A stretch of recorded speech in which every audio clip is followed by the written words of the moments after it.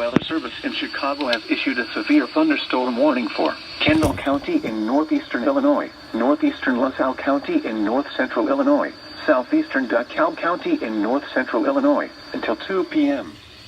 At 1:17 p.m., a severe thunderstorm was located near Solmonok, or near Sandwich, moving east at 30 miles per hour. Hazard, 60 miles per hour wind gusts and quarter-size hail. Source, radar indicated. Impact, hail damage to vehicles is expected. Expect wind damage to roofs, siding, and trees. Locations impacted include Oswego, Yorkville, Little Rock, Plano, Sandwich, Montgomery, Sharon, Solmonok, Newark, Leland, Millington, and Boulder Hill. This includes Sandwich Fairgrounds.